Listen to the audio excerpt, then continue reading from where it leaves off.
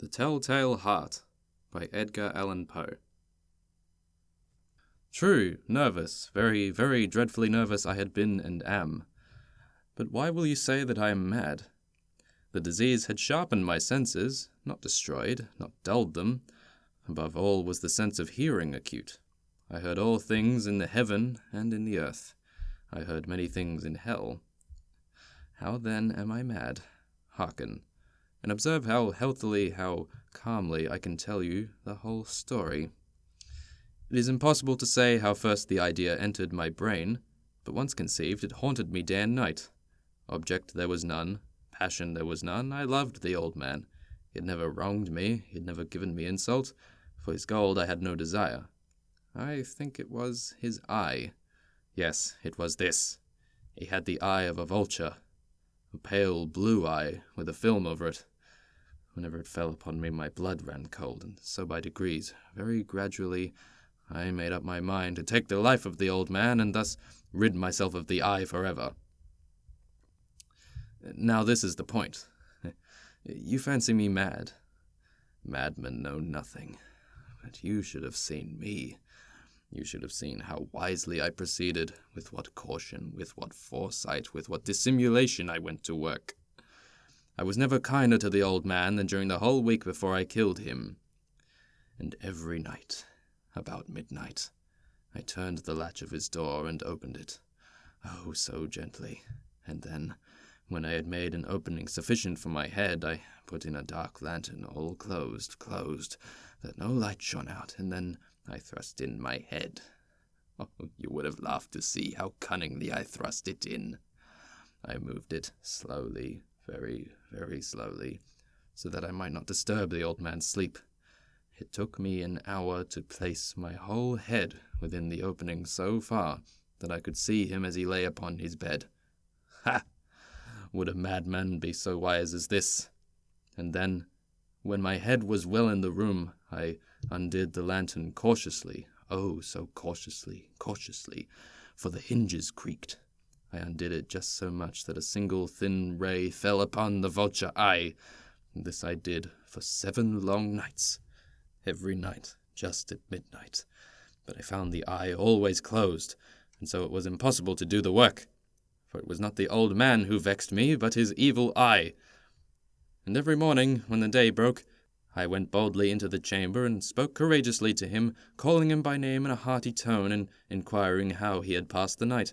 So you see, he would have been a very profound old man indeed to suspect that every night, just at 12, I looked in upon him while he slept. Upon the 8th night I was more than usually cautious in opening the door. A watch's minute hand moves more quickly than did mine. Never before that night had I felt the extent of my own powers, of my sagacity. I could scarcely contain my feelings of triumph.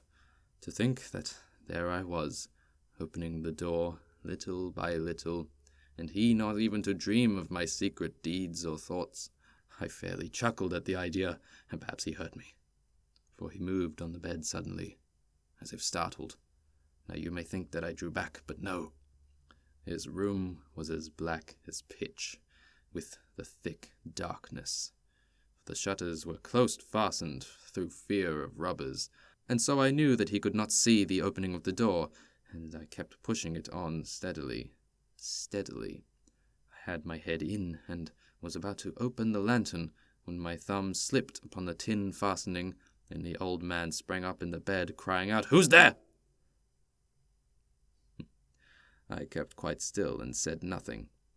For a whole hour I did not move a muscle, and in the meantime I did not hear him lie down. He was still sitting up in the bed, listening, just as I have done night after night, hearkening to the death watches in the wall. Presently I heard a slight groan, and I knew it was the groan of mortal terror. It was not a groan of pain or of grief. Oh no, it was the low, stifled sound that arises from the bottom of the soul when overcharged with awe. I knew the sound well. Many a night, just at midnight, when all the world slept, it has welled up from my own bosom, deepening with its dreadful echo the terrors that distracted me. I say I knew it well. I knew what the old man felt, and pitied him. Though I chuckled at heart, I knew that he had been lying awake ever since the first slight noise when he had turned in the bed. His fears had been ever since growing upon him. He had been trying to fancy them causeless, but could not. He had been saying to himself, "It is nothing but the wind in the chimney, it's only a mouse crossing the floor, or it is merely a cricket which has made a single chirp." Yes, he had been trying to comfort himself with these suppositions, but he had found all in vain. All in vain, because death, in approaching him, had stalked with his black shadow before him and enveloped the victim. And it was the mournful influence of the unperceived shadow that caused him to feel, although he neither saw nor heard, to feel the presence of my head within the room. When I had waited a long time, very patiently, without hearing him lie down, I resolved to open a little, a very, very little crevice in the lantern. So I opened it. You cannot imagine how stealthily, until at length a simple, dim ray, like the thread of the spider, shot from out the crevice and fell full upon the vulture eye. It was open, wide open, and I grew furious as I gazed upon it. I saw it with perfect distinctness, all a dull blue, the hideous veil over it that chilled the very marrow in my bones. But I could not see anything else of the old man's face or person, for I had directed the ray as if by instinct, precisely upon the damned spot. And I have not told you that what you mistake for madness is but over-acuteness of the sense? Now, I say, there came to my ears a low, dull, quick sound, such as a watch makes when enveloped in cotton. I knew that sound well, too. It was the beating of the old man's heart. It increased my fury as the beating of a drum stimulates the soldier into courage. But even yet I refrained and kept still. I scarcely breathed. I held the lantern motionless. I tried how steadily I could maintain the ray upon the eve. Meantime the hellish tattoo of the heart increased. It grew quicker and quicker, and louder every instant. The old man's terror must have been extreme. It grew louder, I say, louder every moment. Do you mark me well? I have told you that I am nervous, so I am. And now at the dead hour of the night, amid the dreadful silence of that old house, so strange a noise as this excited me to uncontrollable terror.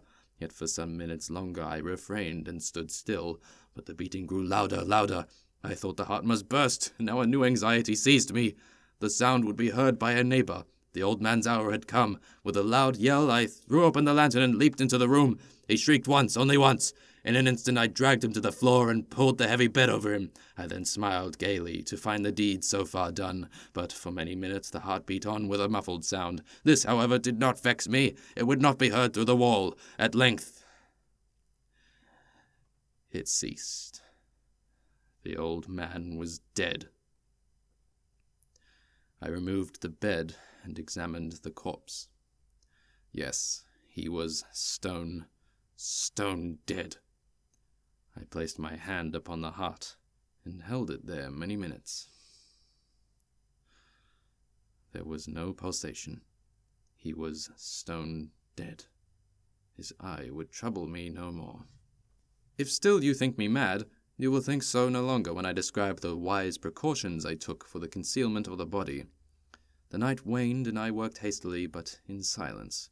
First of all, I dismembered the corpse. I cut off the head and the arms and the legs. I then took up 3 planks from the flooring of the chamber, and deposited all between the scantlings. I then replaced the boards so cleverly, so cunningly, that no human eye, not even his, could have detected anything wrong. There was nothing to wash out, no stain of any kind, no blood spot whatever. I had been too wary for that. A tub had caught all. When I had made an end of these labors, it was 4 o'clock, still dark as midnight. As the bell sounded the hour, there came a knocking at the street door. I went down to open it with a light heart, for what had I now to fear? There entered 3 men who introduced themselves with perfect suavity as officers of the police. A shriek had been heard by a neighbor during the night. Suspicion of foul play had been aroused. Information had been lodged at the police office, and they, the officers, had been deputed to search the premises. I smiled. For what had I to fear? I bade the gentleman welcome. The shriek, I said, was my own in a dream. The old man, I mentioned, was absent in the country. I took my visitors all over the house. I bade them search well. I led them at length to his chamber. I showed them his treasures, secure, undisturbed. In the enthusiasm of my confidence, I brought chairs into the room, and desired them here to rest from their fatigues, while I myself, in the wild audacity of my perfect triumph, placed my own seat upon the very spot beneath which reposed the corpse of the victim. The officers were satisfied. My manner had convinced them. I was singularly at ease. They sat, and while I answered cheerily, they chatted of familiar things, but ere long I felt myself getting pale and wished them gone. My head ached, and I fancied a ringing in my ears, but still they sat and still chatted. The ringing became more distinct. It continued and became more distinct. I talked more freely to get rid of the feeling, but it continued and gained definiteness. Until, at length, I found that the noise was not within my ears. No doubt I now grew very pale, but I talked more fluently and with a heightened voice. Yet the sound increased, and what could I do? It was a low, dull, quick sound, much such a sound as a watch makes when enveloped in cotton. I gasped for breath, and yet the officers heard it not. I talked more quickly, more vehemently, but the noise steadily increased. I arose and argued about trifles in a high key, and with violent gesticulations, but the noise steadily increased. Why would they not be gone? I paced the floor to and fro with heavy strides, as if excited to fury by the observations of the men, but the noise steadily increased. Oh God! What could I do? I foamed, I raved, I swore. I swung the chair upon which I had been sitting, and grated it upon the boards, but the noise arose over all, and continually increased. It grew louder, louder, louder, and still the men chatted pleasantly and smiled. Was it possible they heard it not? Almighty God, no, they heard. They suspected, they knew, they were making a mockery of my horror. This I thought, and this I think, but anything was better than this agony.